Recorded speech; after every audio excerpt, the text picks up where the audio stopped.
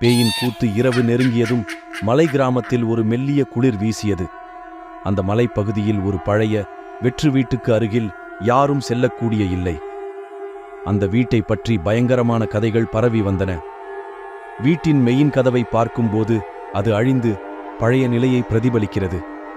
ஆனால் நள்ளிரவில் அந்த வீட்டிலிருந்து அடியோசைகள், அழுகைகள் மற்றும் மர்ம சத்தங்கள் கேட்கும். கிராமத்தில் வசிக்கும் மோகன் என்ற இளைஞன் அவ்வளவாக நம்பிக்கையில்லாதவனாக இருந்தான். ஒரு நாள் அவன் தன் நண்பர்களுடன் பேய்களாலான கதைகளை பற்றி பேசிக் கொண்டிருந்தான். அந்த வீடின் கதைகள் எல்லாம் போய், நான் அங்கேயே இரவுக்குள் தங்குவேன் என்றான் மோகன் தன்னம்பிக்கையுடன்.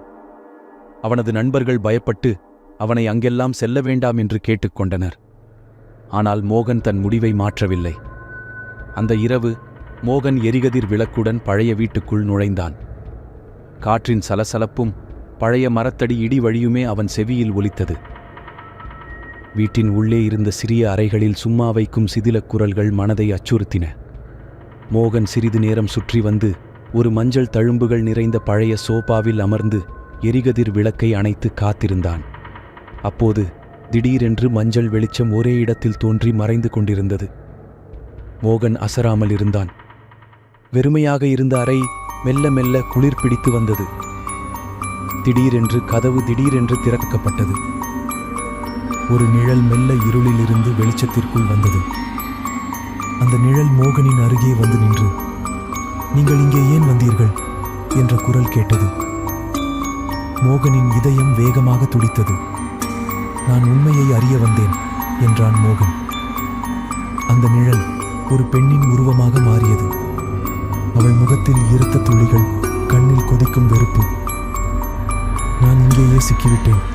என் மரணத்தின் ஆவியை வெளியேற்ற முடியவில்லை என்றாள் அந்த பேய். மோகன் சற்றே அசர்ந்து, உங்களை விடுவிக்க என்ன செய்ய வேண்டும் என்று கேட்டான். அவள், என் மரணம் ஒரு கொடூர நபரால் நடந்தது.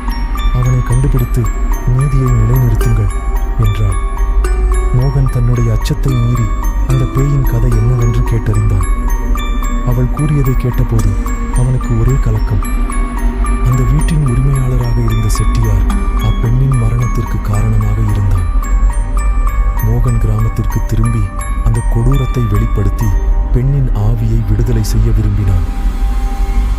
மறுநாள் மோகன் அந்த கதையை மக்களுக்கு கூறி செட்டியாரின் உண்மையான முகத்தை வெளிப்படுத்தினான். கிராமவாசிகள் செட்டியாரை தண்டித்தனர். அதன் பின்னர் அந்த வீடு சும்மா அமைதியாக இருந்தது. மோகனின் துணிவும் பேயின் விடுதலையும் கிராமத்தில் பெருமையாக பேசப்பட்டன.